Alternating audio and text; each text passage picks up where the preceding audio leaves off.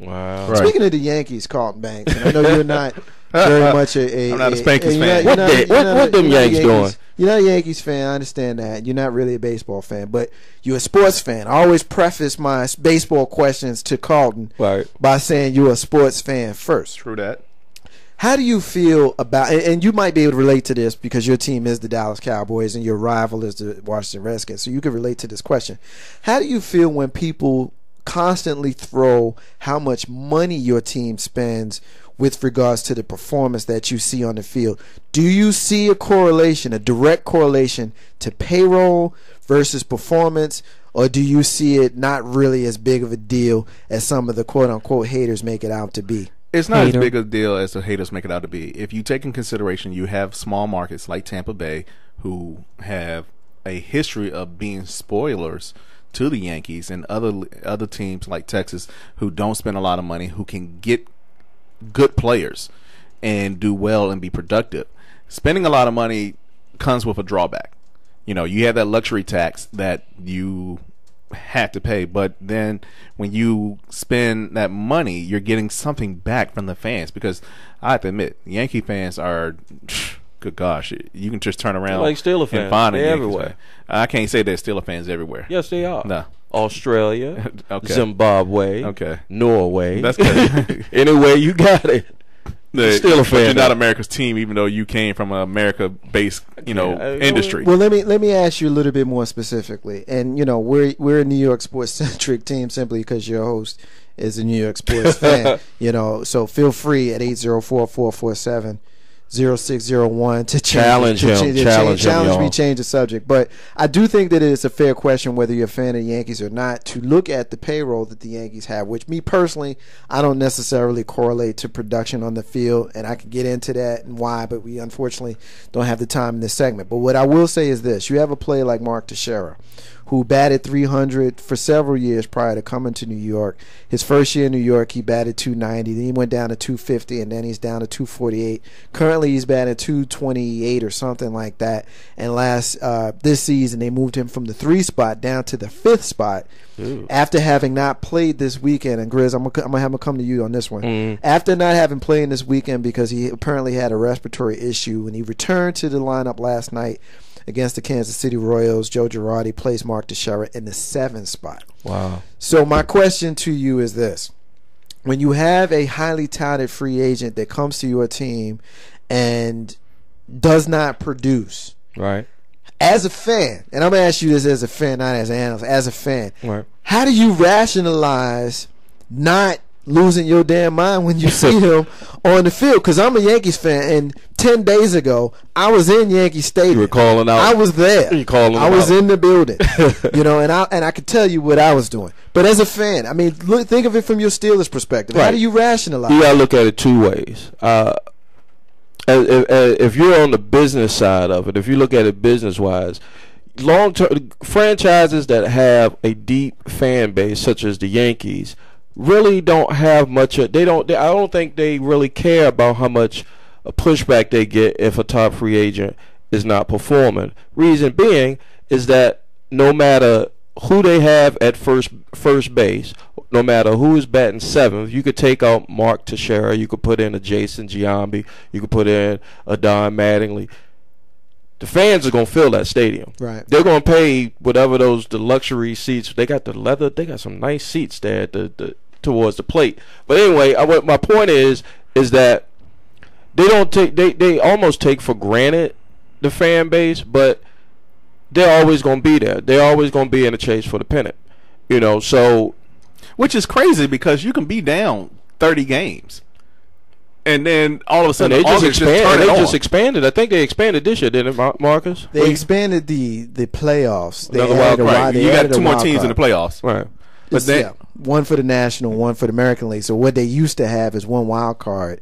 Now they have pretty 2 much wild like a play-in game. And that play-in game where the 2 wild card teams play each other for the right to play the lowest, or actually the highest seed in the division. Yeah. But I mean, to share, I think back to Big Papi in Boston a couple years ago where he was in a bad slump.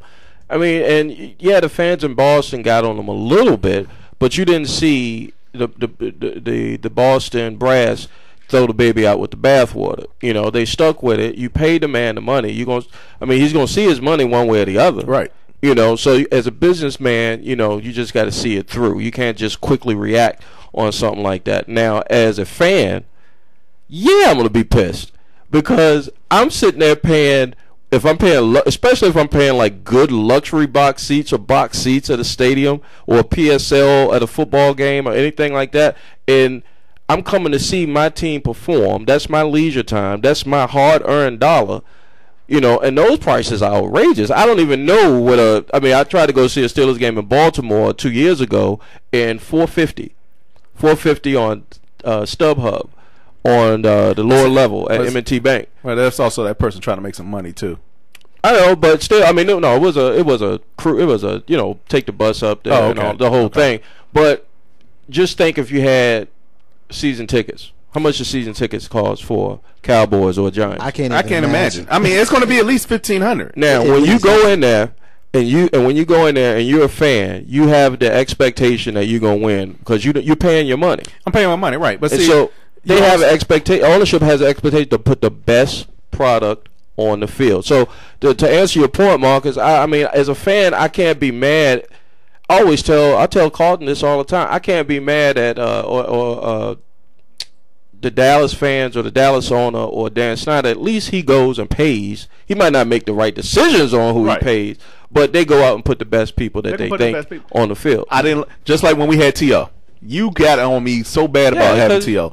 But T.O. was the best player to be on our roster at that time. Mm-hmm. You know, he opened up the offense. He got us certain places that we might not have gotten to without him. He introduced to us a Miles Austin, who we figured could be a number one wide receiver. Right. You know, he did a lot for us, and basically became a gun for hire, in which I consider Shaq to be like that when he left Orlando. He played himself out of Dallas, though. I mean, T.O. was a he played himself out. He could play longer. He could have stayed. But there. I could tell you from the perspective of a fan of two different teams who have two different philosophies. I mean, when I became a Yankees fan was during the Reggie Jackson, Dave Winfield era in the early '80s when they were terrible. Right. But you still had some lean years. With some lean years. The year that they played 1 year together, Dave and Reggie. And then Reggie went to California, and Dave, of course, had a decade of great seasons in New York. George Steinbrenner is the common denominator between those two, and we know he's well documented as being able to pay for any player he wanted. He's gonna spend that bread. You know, a lot of times people think that today's Yankees are the same, and in some degrees they are, but they are a lot more financially prudent than they used to be. Mm-hmm. But they still have a well over $200 million payroll. When in the grand scheme of things, the next closest team I think might be, you know, they might be ahead of them by like $50 million. But my point is this. Doesn't always matter just because you spend the most money that you're going to have the best product. I have this argument with people all the time. You're going to have this argument with me. I have this argument now. with people all the time when you have a team like the New York Football Giants who aren't going to be looked upon as being a spending team. But even if they haven't won those 2 Super Bowls in the last 5 years or whatever it's been, doesn't necessarily mean they haven't had success. 07 and the 07 season and 11, right? And 11 season. 2 for 4? Yeah, spend $500. It's pretty damn good. But just because you're spending the money doesn't necessarily mean that you're going to produce a champion, and that's ultimately the point that I was just trying to make. Right. So what I tell folks who want to sit there and complain about big money players who not performing, Marcus J., I know Teixeira is in a slump right now, but I put this proposition to you: would you rather be growing up in the Tri-Cities area a Yankees fan, or would you trade it away and want to live in the Kansas City area and be a Royals fan? Well, no, I mean I think that's a no-brainer. It's a no-brainer. Absolutely not. The Royals are not going to pay, and the Yankees are going to pay. It's not so much that the Royals are not going to pay; they're not able to pay. Right. But the thing is this though. Here's the flip side for the people, and I understand where you come from because I would tend to agree with you.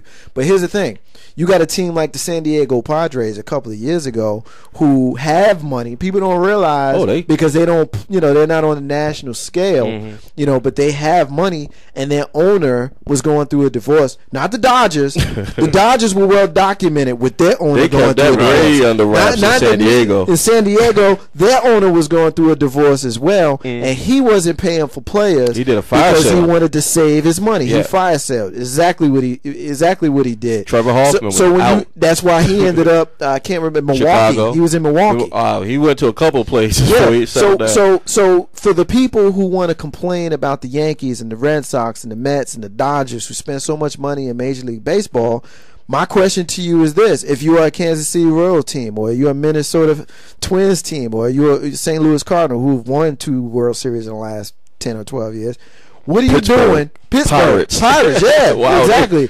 What are you doing with the luxury tax money that the Yankees and the Red Sox and the Mets and the Dodgers are putting into your team? You're the San Diego Padres, and you get a chunk of change from the Yankees.